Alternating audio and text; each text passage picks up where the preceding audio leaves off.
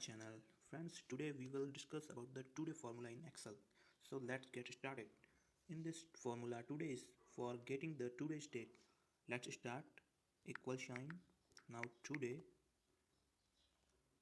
here we get today date, and you can also get yesterday date, tomorrow date by following formula. Like if you are getting tomorrow date, then you have to use this formula equal to today plus 1 for next day.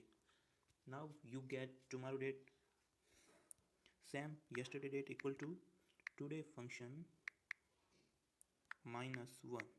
Now you can get yesterday date, and according to this formula you can also get 15 days back and 15 days ago, like this equal formula today.